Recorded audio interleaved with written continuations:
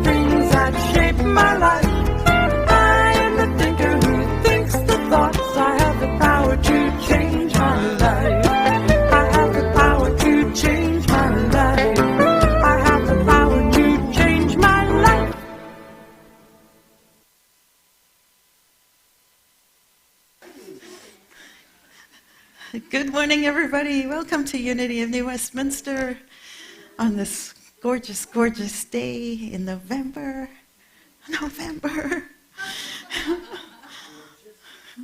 Yes, every day is gorgeous. Walt laughs at me because if it's raining out, I say, oh, what a gorgeous day. And when it's sunny out, I say, what a gorgeous day. And it's true. It's true. So welcome, everyone, to Unity of New Westminster on this gorgeous day. I am Reverend Rhona Segarra, and it is my pleasure and privilege to be the minister at this amazing community of love and support and laughter and joy and inspiration. It is so lovely to see you all. And if you are joining us on YouTube, then welcome to all of you. Everybody, you know what to do. Turn on around. Wave, hello. We miss you, and we're glad that you can join us virtually from wherever you are. Welcome. The Unity Movement offers empowering ideas for full and abundant living. We draw on the teachings of Jesus, who we consider our primary way shower and example. And we honor and celebrate that there is wisdom to be found in faith traditions all over the planet. That there is wisdom to be found in story, in song, in poetry, in what happens to us in life. Because there is no separation between life and spiritual. It is the same thing. And we honor every person's right to choose their life path, to find their own way. All are welcome here. All are celebrated here. All are worthy here. Let us begin our service today in a time of centering prayer. As we begin, we acknowledge with gratitude that we are speaking to you and enjoying the space of the traditional and ancestral territory of the Kakite First Nation. And we give thanks. We give thanks for First Nation peoples everywhere, for their custody of this beautiful land. We give thanks that we can come together in person and through the wonders of technology that we can connect with one another virtually.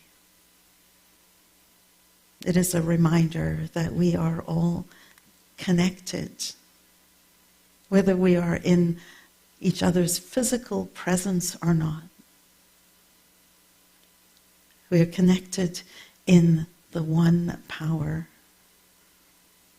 That one power that some people call God, others call Allah, Yahweh, Creator, the force, quantum, life, nature, universe. By whatever of the thousands of names that are out there for our understanding of that one power. We acknowledge that there is only one. And it is in that oneness that we, each of us, live and breathe and have our being. And in that oneness, we are all connected to each other.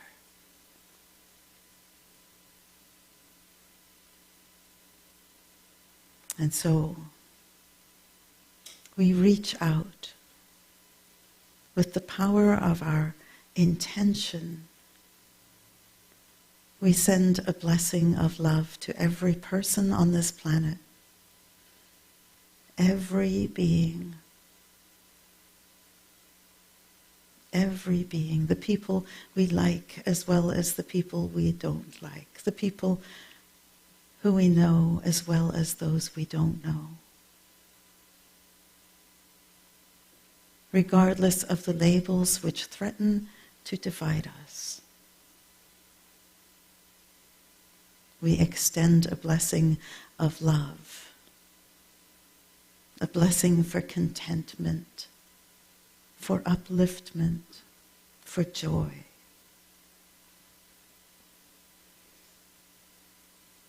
We stand in the power of our intention. And for that power, we are grateful. Amen.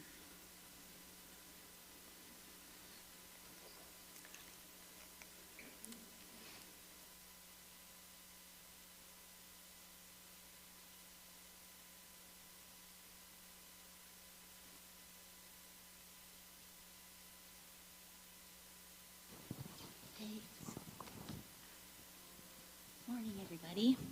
The word of the day is grace. Grace blesses my life in every way. If I'm feeling overwhelmed and find myself in the midst of conflict, I don't need to struggle. Grace, the ceaseless activity of divine love, is mine to claim. This infinite resource of spirit carries me through even the most challenging circumstances, is expressing in my life right now. I need not earn grace. It is never withheld. Just as the water flows when I turn on the tap, saying yes to grace is all I have to do for divine life, love, wisdom, and strength to flow freely to every part of my life. Centered in grace, I am at peace. My thinking is clear, and I possess ample understanding, compassion, and insight. Drawing from this divine gift, I bring harmony and joy to my relationships. I move forward with renewed confidence, energy, and efficiency. He said to me, "My grace is sufficient for you, for power is made perfect in weakness." Corinthians 12:9.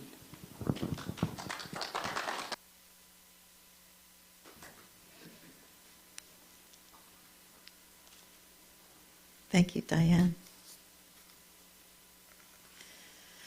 Let's take a moment and center ourselves now in a time of meditation. I invite you to close your eyes with me if that is comfortable for you. And become aware of that life-giving breath that flows to you and through you.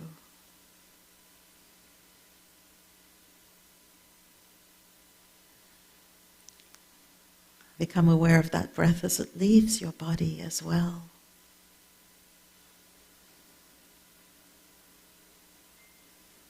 And let it be a reminder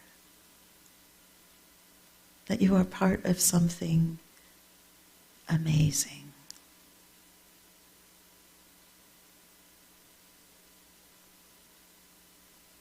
You are part of life.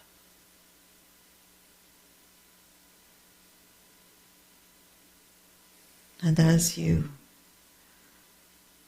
allow those words to rest and land in your consciousness, in your mind, allow any tension that you may notice in your body to release. Feel your body becoming heavier.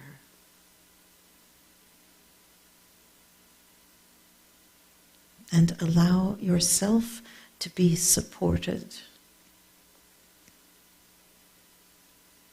by the chair that you are on,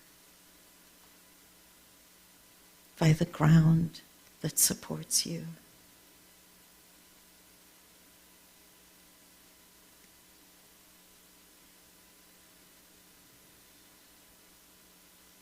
And now bring to your mind's eye something that makes you smile. It might be a memory, the welcome of a puppy, the laugh of a baby, the awe of a sunset or a sunrise, the peace of spending an afternoon going fishing.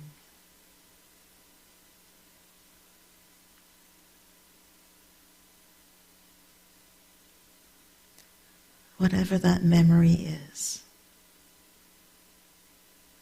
allow it to sink into your heart space.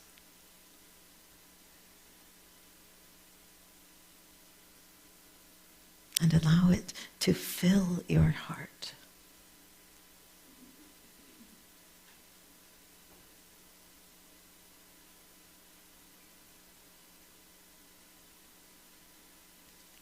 And notice the peace and contentment in your body.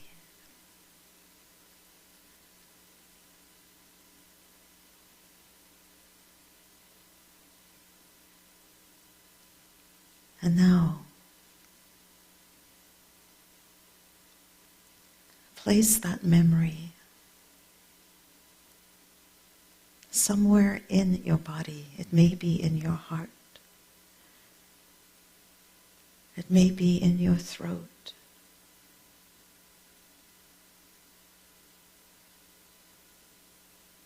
It may be in your belly. Just find a location to pin that memory.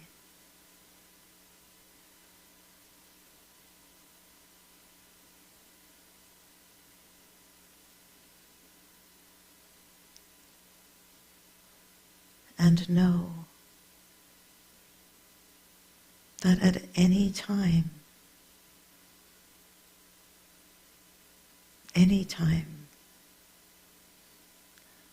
there is a feeling of distress within you.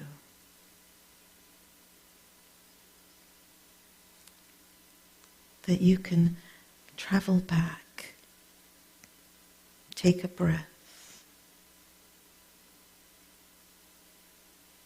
touch that memory.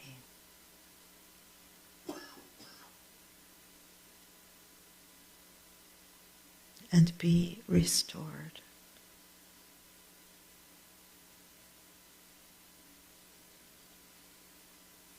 Feel in the silence now the peace, the contentment, the joy. Wherever in your body you have placed that memory, and allow it to glow like a gentle, warm flame. Always there, waiting for you.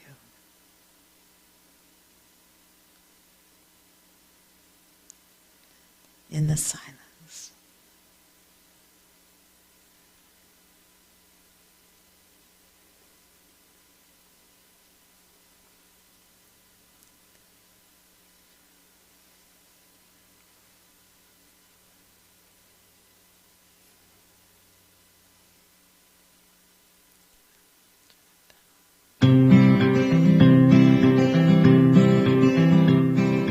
Seen my share of struggle when I thought that I knew best, when I've sailed through a storm instead of stopping to rest.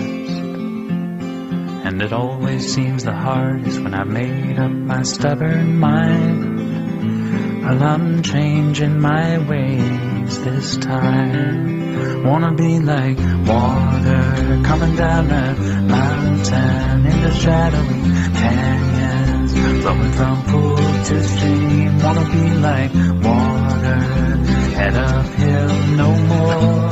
I am bound for the sea. Have you ever seen an eagle head straight into the wind?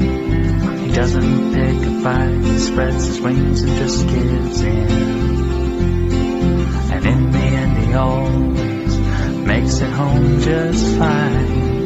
I guess he knows that every storm subsides. Wanna be like water coming down a mountain in the shadowy canyons, flowing from pool to stream. Wanna be like water, head uphill no more. I am bound for the sea. I'll let nature take its course. No more thinking that I know where this river's meant to go. I have railed against the stars for the cards that I've been dealt, for the lottery I never won, for the heartache that I felt. But it always seems when I let go of expectation and regret, life has plenty of surprises for me, yeah. I wanna be like water coming down a mountain in the shadowy canyons, flowing from pool to stream. Wanna be like water, head uphill no more. I am bound for the sea. Wanna be like water coming down a mountain into shadowy canyons, flowing from pool to stream. Wanna be like water, head uphill no more. I am bound for the sea.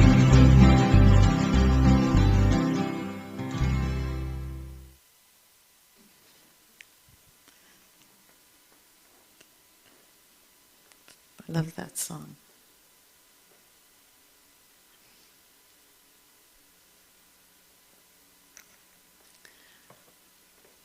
Welcome to the 6th and final week of our exploration of the 12 powers within us.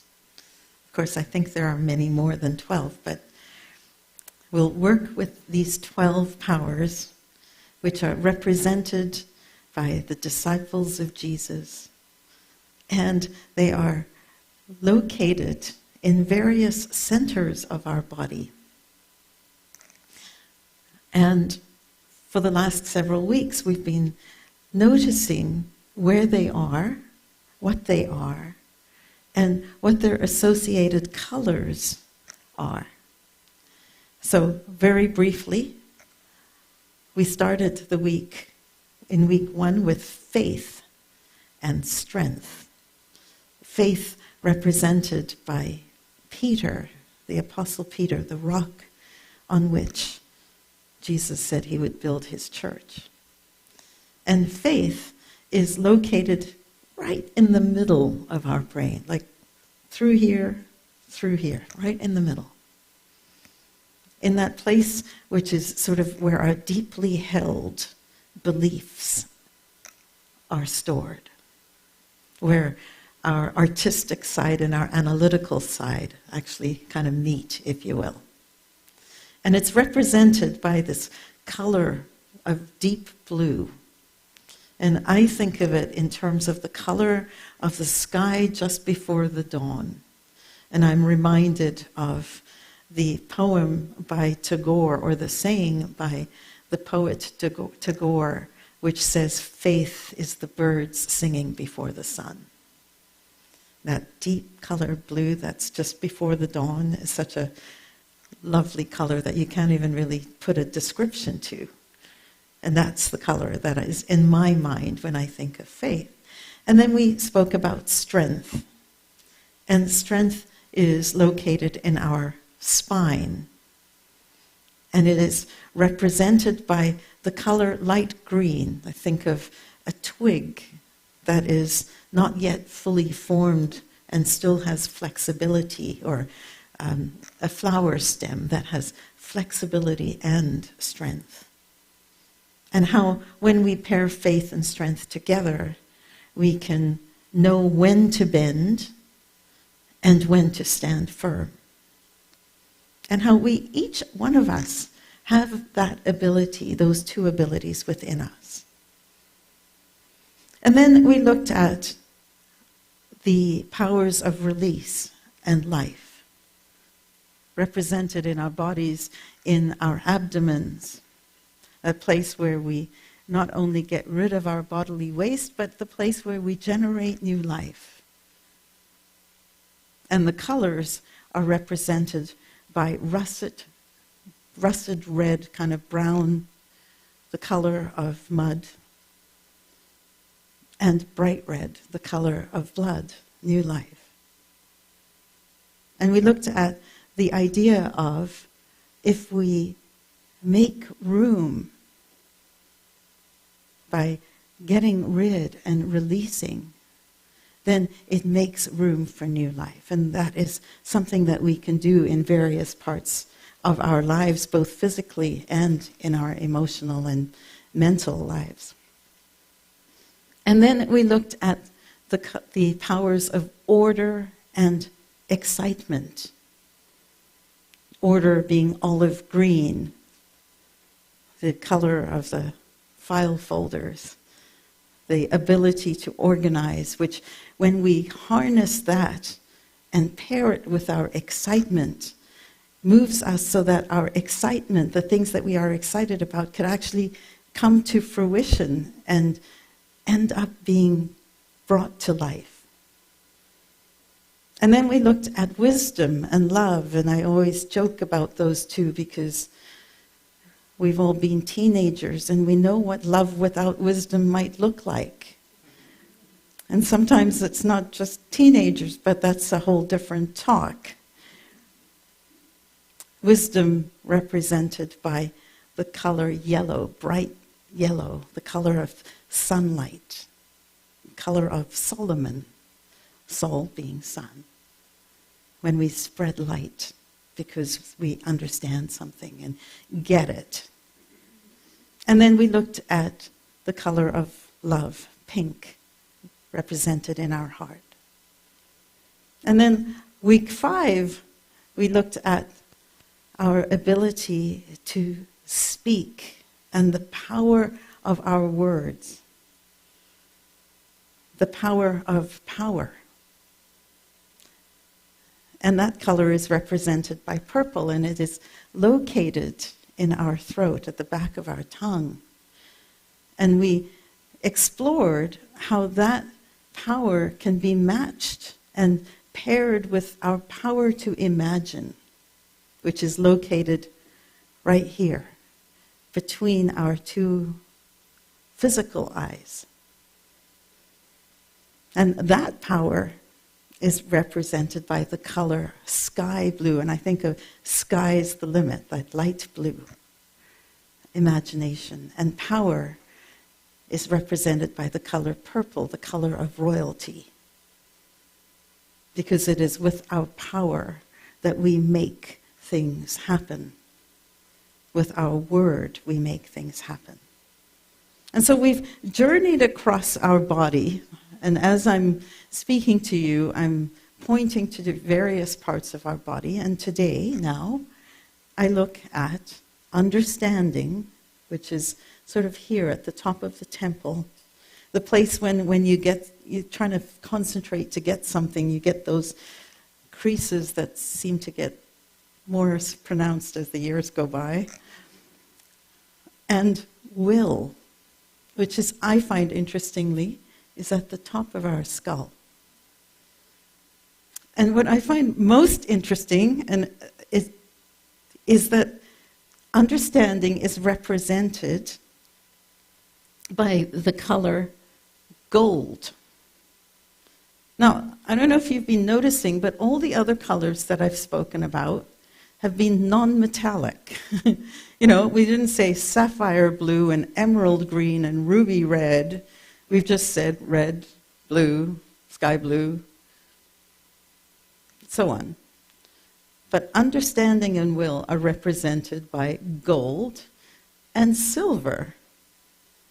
And I find that curious because I think it points to the importance of these final two powers that we have. Because I really think in some ways everything can stem from them. Understanding is our power to comprehend, our power to realize, and our power to gain insight. Comprehension seems to make sense. If we ever think back to English classes at school, we used to have comprehension tests. Remember those, where you'd have to read something and then they would ask you questions about the story, and it was to see whether or not you could understand the facts, understand the story. And that's what comprehension is. It's the ability to make sense of facts. This happened, and what does it mean? Even if sometimes they don't make sense. For example, think back to 400 and something years ago when it was thought that the Earth was the center of our solar system. And it was questioning people I would go into names, but I'll mess them up. But Kepler and Galileo and Copernicus, all in different orders, I'm sure, and Walt would correct me on that. Not today. That's nice. But they would look at the patterns of these stars, and then these stars that seemed to move, and realize that what they thought they knew didn't match. And so there was this questioning. And as a result of the questioning, they started to make a different sense of the facts, and the puzzle pieces fit together in a more intelligent way. And what's true about comprehension is that sometimes it can feel like work. Like, I am the thinker. And for some people, that can be really challenging. And yet, we all have the ability to make sense of our world, of what's going on around us, at least when we look at the patterns in our life and what is happening. So it's our ability to see something and make sense of it, of the facts. That's on the outer level, on the intellectual level. On the inner level, looking at comprehension means looking within and being willing to look at our life and to see the patterns that we have in our life. And they often talk about this as being work, because it can be quite uncomfortable. It is never fatal, but it is often uncomfortable. To look at the patterns of what we have done and how we live our life, and to be open to a different way of putting our puzzle pieces together. And as I said, quite often we call that, we are doing our own personal work. And I would encourage us to use that word work with more of a curiosity than a chore, because it's actually exciting when we can do it. Think of it as play. So that's comprehension, the ability to put those puzzle pieces together, whether they're out there or whether they're the puzzle pieces within us. And then we think of another aspect of understanding, and that is the ability to realize. So once we've comprehended something, then sometimes it's a slow awakening of, oh, I get it. And sometimes it's an aha, I get it. This is what's going on with those planets, those moving stars that we see. It's a realization that now we can actually make sense of. And it's the same thing within us, where it's like, why is it that I keep doing this thing that I always promise myself I'm not going to do? And so that's the realization part. It's this awareness that suddenly happens. And quite often what happens is we realize that we've been working, and now all of a sudden something is easy. So where comprehension can be like, oh my gosh, this is so much work. Realization is the, oh, it's easier than I thought. I get it. And we've all hopefully experienced that, where we've gone, I'll never get it, I'll never get it. Oh my God, now I understand it. And the relief that comes from that and the excitement that comes from that is really powerful. And then from that, the third aspect of understanding, which is the ability to gain insight. So it's all kind of related. starts with comprehension, then it moves to this awareness, and then we have this insight where we can now look at something with more compassion. The behavior that we had that we never understood why we did it, now we've got a little bit of clarity and we can now be kinder to ourselves when we engage in the same routine behavior that we really don't want to. And the same thing is true for the people around us, that we can see beneath what is going on to a deeper wisdom, to a different level of compassion. And sometimes this knowledge can be sort of overdeveloped. And overdeveloped wisdom can look like focusing only on the head, the rules, check, check, check, check, check. This is what it says, this is what we need to do. And sometimes as a result, we end up focusing on doing things right instead of focusing on doing the right thing, which sometimes isn't the same thing as doing things right. I heard a story yesterday.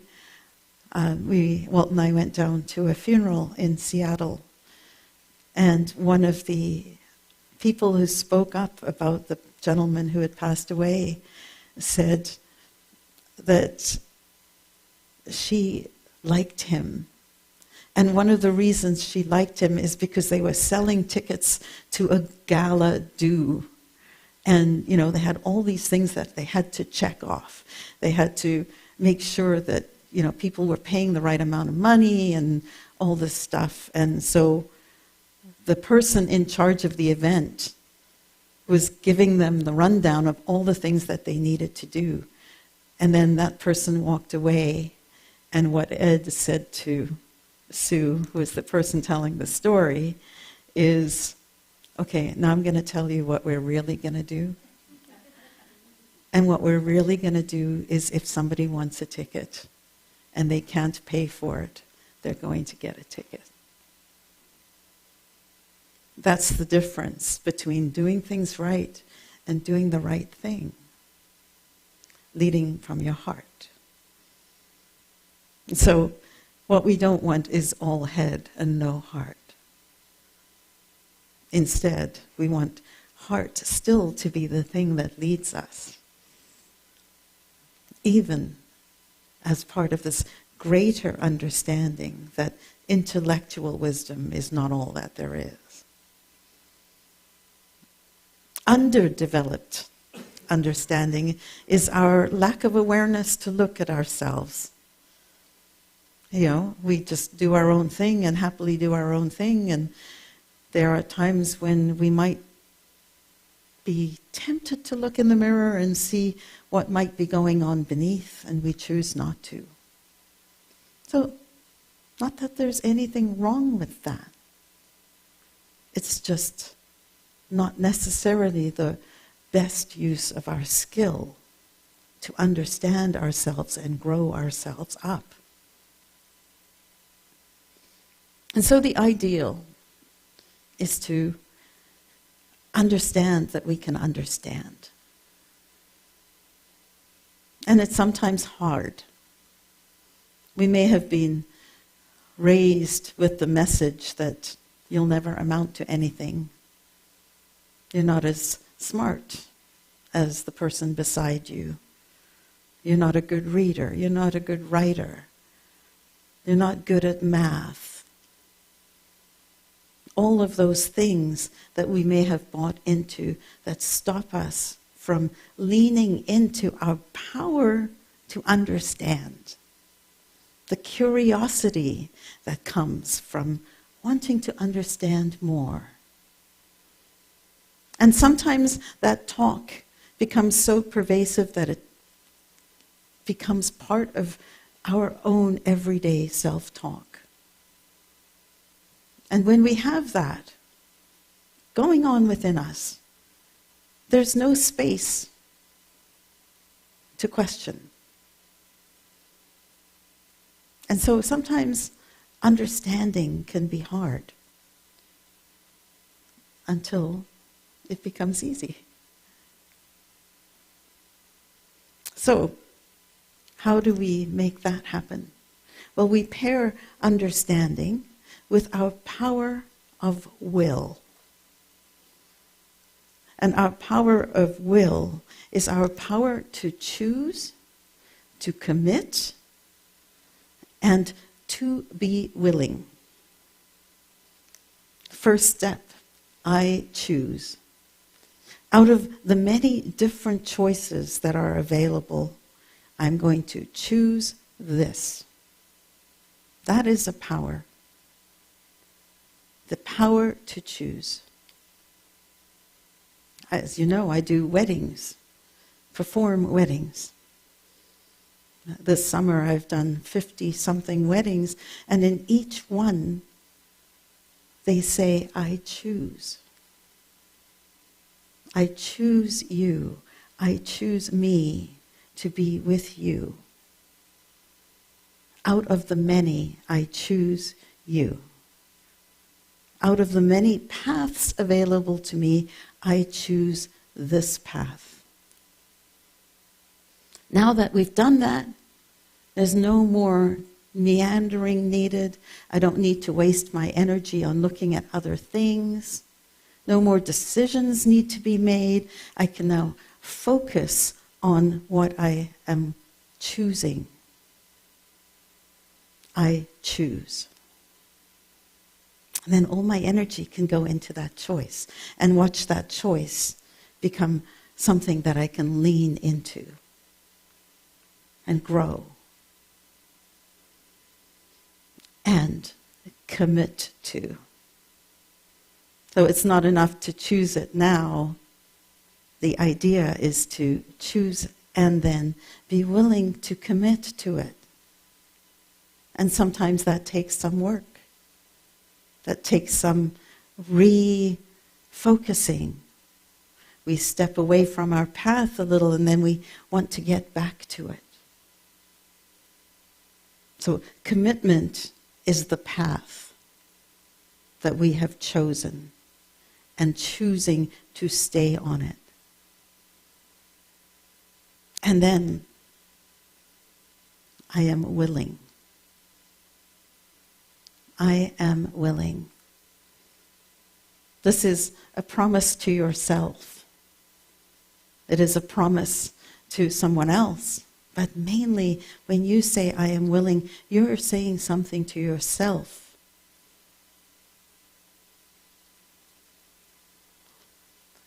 And what do you want to be willing to do? Well, sometimes being willing means being willing to accept that there are things that aren't going to be the way you want them to be. I'm walking down this path and I'm willing to stay on this path and I've committed to this path, and once in a while I'm going to fall off it. And willingness is being willing to get back on. Willingness is saying, yep, I strayed a little. I'm going to choose to go through that narrow gate again and get back on the path. It is helpful to know what your goal is, because that helps you to recommit. And so, do you know what your purpose is? Do you know what fills your heart and that something that is longing, that you're longing for? Do you know what that might be? Because if you know what it is, then it's easier to commit. It's easier to choose. And it's most certainly easier to get back on the path.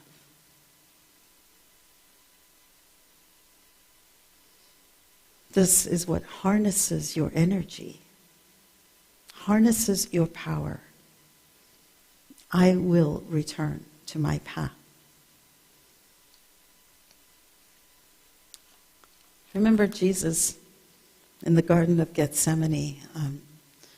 On Friday evening, I saw Jesus Christ Superstar, and it was amazing. And in the Garden of Gethsemane, Jesus is saying, I don't want to do this. I want to get off my path. It's going to hurt. And then at some point he says, not my will, but thine. And what he's talking about there is the idea of sticking with what you know your life's purpose is. And then being willing to continue to commit to it, even when sometimes the going gets tough. There's an overarching purpose to you and your life. To you and your life. To you and your life.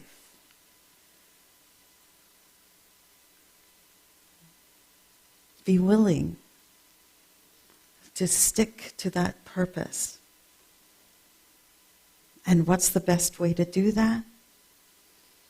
By using your power to understand. With your power to understand, you build the skill to use your will.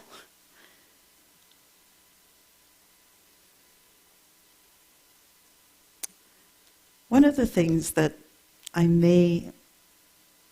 going to guess I'm not alone in the room about, is I understand intellectually exactly what I need to do to eat more healthily, to start a new exercise regime, to build a new meditation practice, to write the book that I've been promising myself for 10 years that I'm going to write.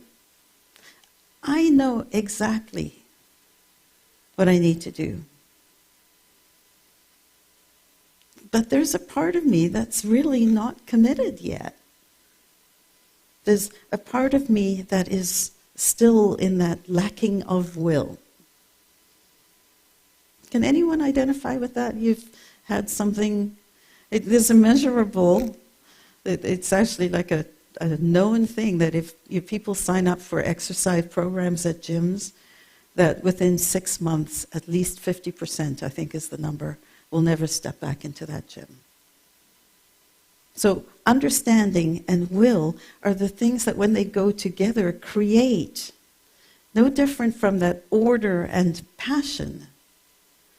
It's that same idea that these powers need to work together in order for us to follow that path. And yet, one of the things that I am willing to commit to, and I will encourage you all to do the same, is to be willing to commit to the fact that sometimes I'm just not going to do it. And just imagine for a moment of the freedom that you would feel in your body if instead of,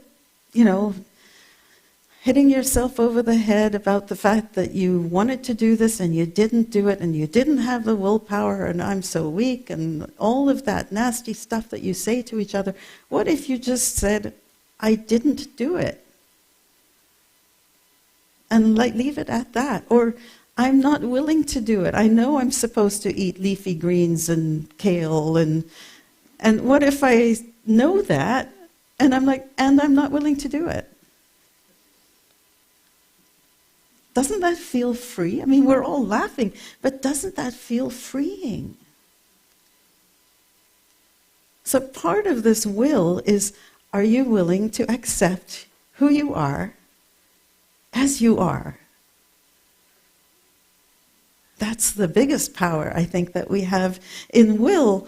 And we see it listen to this really interesting verse in the book of Romans. It's like these two parts of ourselves, right? We've got the part of us that does the should, and then there's the part of us that does the willpower, willfulness, willingness. And sometimes they feel like they're in tension with each other. Listen to this one, because it's basically the same thing. So I find it to be a law that when I want to do what is good, even evil lies close at hand. For I delight in the law of God in my inmost self. Oh, let me go backwards a bit. Here we go. Sorry, go back. Romans 7, beginning at chapter 8, verse 18. I can will what is right, but I cannot do it. For I do not do the good I want, but the evil I do not want is what I do. Now, if I do what I do not want, it is no longer I that do it, but sin. That is the missing the mark. So the missing of the mark that dwells within me. I see in my members, so that's my thoughts, another law at war within the law of my mind, making me captive to the law of my error thinking that dwells in my thoughts. That's a long and painful way of saying, I'll read verse 15, I do not understand my own actions, for I do not do what I want. I do the very thing I hate. I'm like, oh, cool, that happened 2,000 years ago too. And the freedom comes when we recognize it and go, okay, this is human. So what can we do then to activate some of our will? I mean, sure, it's something that is human. So what can we do? Well, there's just a couple things I want to share with you. And this is where understanding and will work together. It's like, okay, so how can I trick the part of me that is willing to do the stuff that I want to do and kind of let the other not be there? How do I make that happen?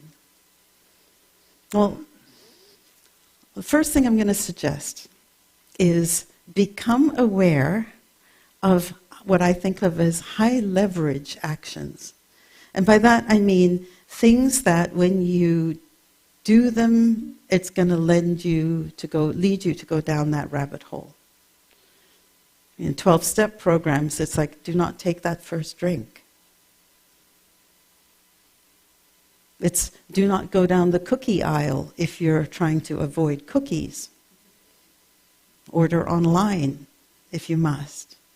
It's like finding the one thing that if you're trying not to watch television too much, then don't turn it on or remove it from the room. Or if you're going to promise yourself that you're going to do exercise, then find a place for those shoes to go, that you're going to trip over them. Don't put it away. Like if you want to play musical instruments, then don't have it in a cupboard. Have it somewhere where you're going to see it. Like those are the sorts of things that you can do to build your will stamina. If you want to spend less on your credit cards, don't carry them.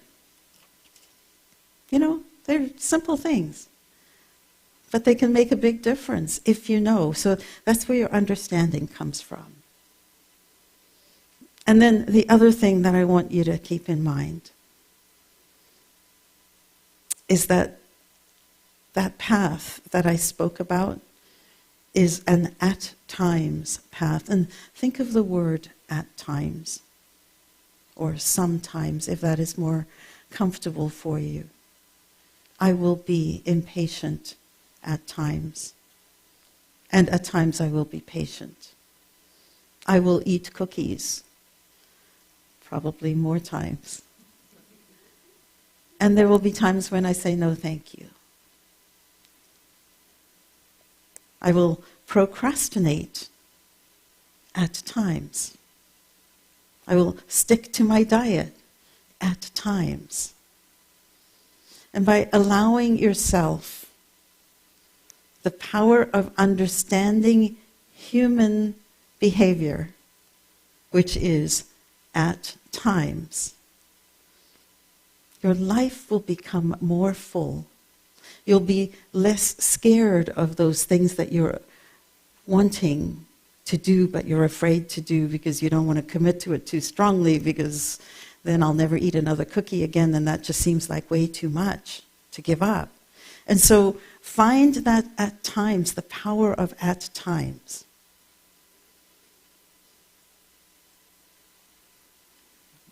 This way you take, I wrote here, you're willing to take a mess and make a message out of it.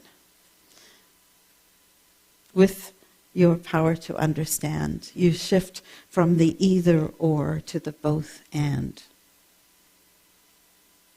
With your power to have willingness and be willing to not be perfect, which is tied to I'm willing to understand that I'm not perfect. Think of the freedom. With your power to understand, build your skill to use your power of will. I bless you.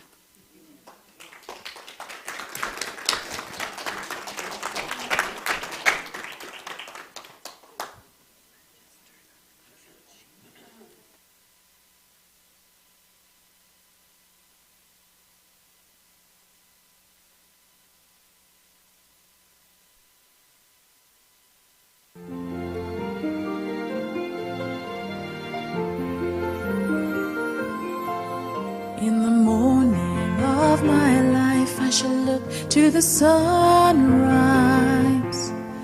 At a moment in my life when the world is new, and the blessing I shall ask is that God will grant me to be brave and strong and true, and to fill the world with love my whole life through, and to fill the world with love, and to fill the world with love, and to fill the world with love my whole life through.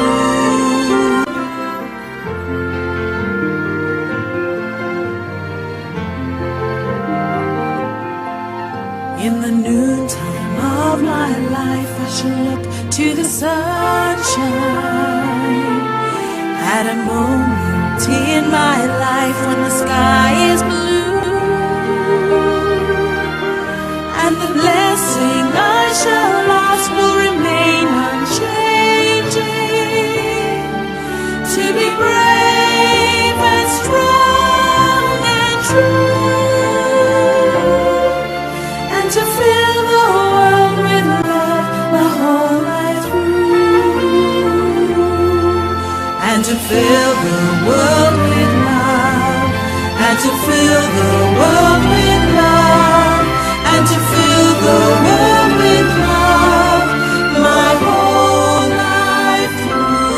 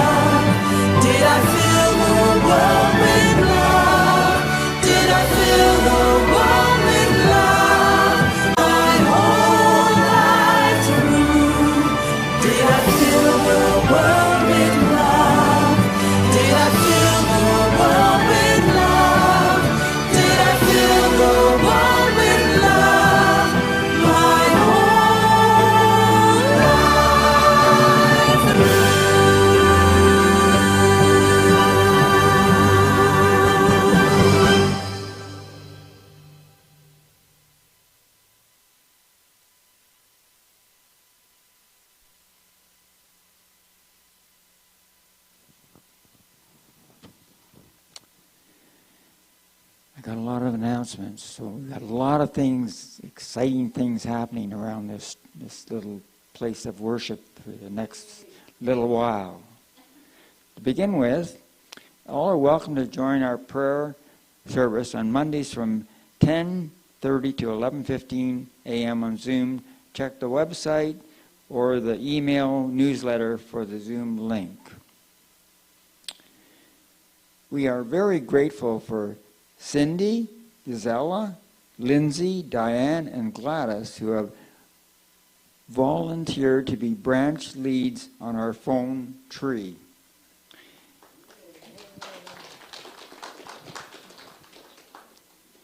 In the next few weeks, you can expect to receive a phone call from one of them, just to say hello and stay connected. If you would like to ensure that your name is on the phone call list, please add your name and number to the offering basket when it comes around later in the service. Or send us an email at unityofnewwestminster@gmail.com. Please take note that our schedule for the Christmas season on December the 11th will enjoy our annual service of lessons and carols, where we tell the Christmas story with a narrator and 2 readers. That service will be a candlelighting service. On Thursday, December the 15th, we will hold our annual sadness service, also known as a Blue Christmas service. What is it? That's for folks that where this time of the year is not the happiest time of all, right? So just come along there and join that service if you're in that category. Or if you're not, come anyway. This service is meaningful to everyone, and especially meaningful to people who have experienced loss and are not feeling merry and bright this Christmas. Then on Sunday, December the 18th, we'll do something completely different. We're all going to be part of a no rehearsal Christmas pageant. No, you won't need to come up on the stage or anything like that. If you have props to be a shepherd, a sheep, that's a little weird. If you got that, I don't know. An angel? I'll just come as I am. A cow? Oops. Then please bring those props with you, okay? If you don't, we'll have some props available, and what we need most is townspeople. So come just as you are, and if you want to wear your silly Christmas sweater, I don't think they're silly, I think they're fantastic, you know? And I don't think they're ugly either. Bring your beautiful Christmas sweater. That would just add to the fun. This is suitable for all ages, so bring your children and grandchildren. Okay. And after the service on Sunday, December the 18th, we will have a potluck Christmas party and a silent auction. We're asking you to bring in brand new items that someone could give as a Christmas gift. And we'll put them out for a pop-up silent auction on Sunday, December the 18th. Drop off your items on Mondays and Wednesdays between 11 and 1 or on Sundays. There's going to be a lot. Then on Thursday, December the 22nd at 7 p.m., we'll have our annual 12 Powers candle lighting service. This is a beautiful service which concludes with candle lighting. On Christmas Day, which is a Sunday, we'll have a service at 11 a.m. On Sunday, January the 1st, we will hold the burning bowl service. And on Sunday, January the 8th, will be our white stone service. It's a full month. You are all invited to every event, and with every event, we serve refreshments. I'm coming. So if you are able to volunteer to help in the kitchen, that's for Diane. No, I'm just kidding. your service would be appreciated. Please add your name to the signage sheet on the table in the fellowship hall. Are these slides keeping up with me? Hope so. Okay, so it's a most wonderful time of the year. It's time for the annual Purdy's Chocolate Fundraiser. And Cindy, would you like to come up and give us a word about that, please?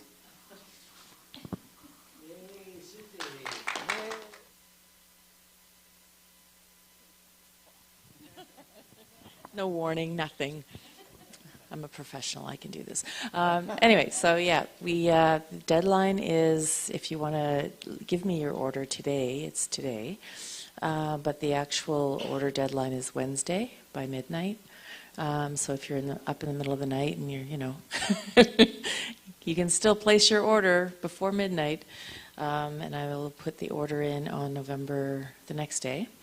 And anybody who doesn't want to, doesn't want to give me the payment now can just pay me later. And the orders will get here. I'm actually going away again. And I'll be back December 12th, so that's the Monday, and that's the day that the order will be ready. So unfortunately, I can't get it here for that Sunday, but it will be ready on the 12th on the Monday, so you can always come by and pick it up if you want to pick it up early, if you're mailing it to someone or whatever. And I want to thank you all again for your support over all these years, and the numbers just keep getting higher and higher and higher, so we're getting close to my goal, so I appreciate it. The chocolate keeps getting better and better. And the chocolate keeps getting better. Oh yeah, for sure. That never goes away. What was that, Rhona? Oh, my goal is, well, I put in 1,400, which we would get 25% of, but my goal really is 2,000. That's kind of, you got to go high, right? Aim big, aim for the stars and hit the moon.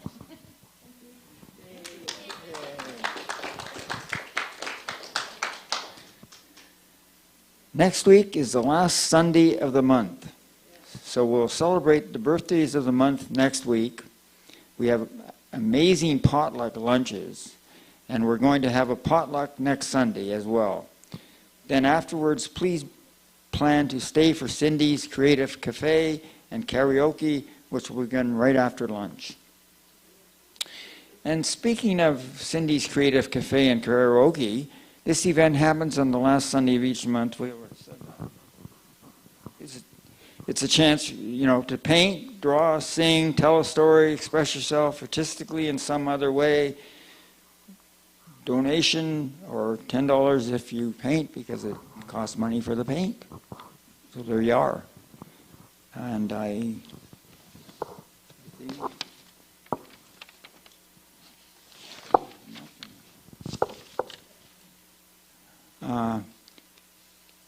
we are grateful for the gifts which support our ministry. Many of us contribute with pre-authorized payments, so if you are not placing anything into the contribution basket today, please bless it silently when it comes to you. Then pass the basket along as we sing our blessing song. Please bring to mind something you're grateful for. We are so blessed.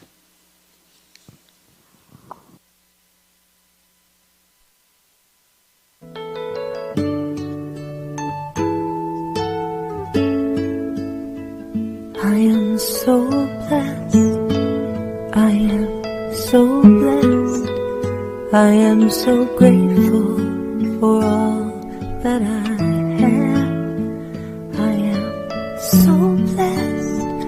I am so blessed. I am so grateful. I am so blessed. I am so blessed. I am so blessed. I am so grateful for all that I have. I am so blessed. I am so blessed. I am so grateful. I am so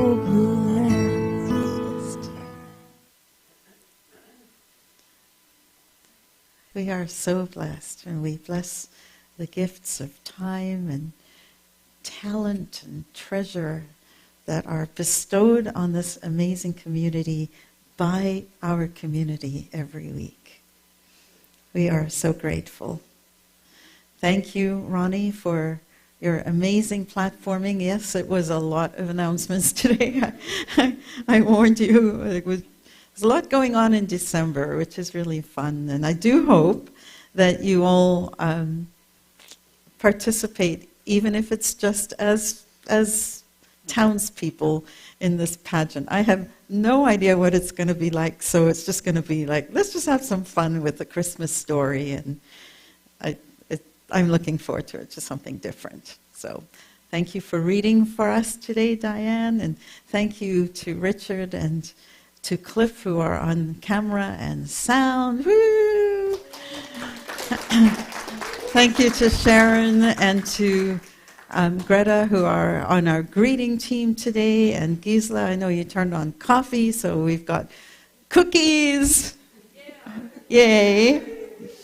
Let's join together in our circle as we sing our peace song. And just to let you know, next week the next 2 weeks, we have a guest speaker. Janet Law will be here. And our musicians, we've got 2 live musicians for each of the weeks. Edith Wallace will be back next week, and then Nathan Aswell will be our musician on the 4th of December. So do join.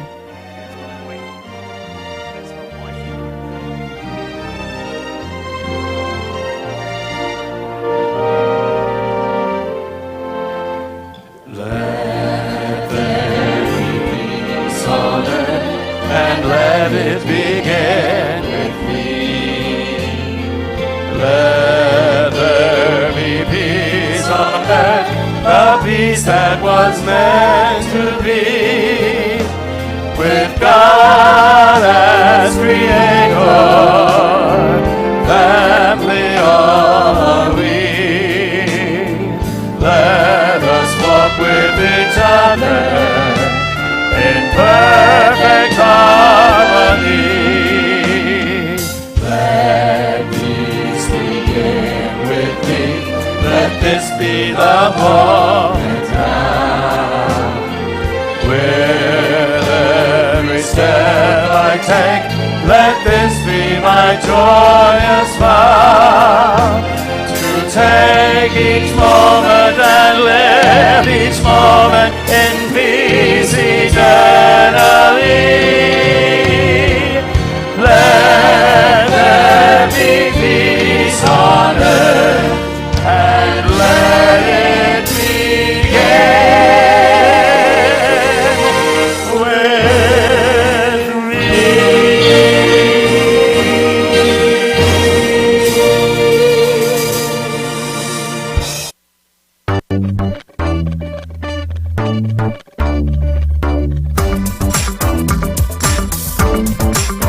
I am the light of God, I am the love of God, I am the power of God, I am the presence of God.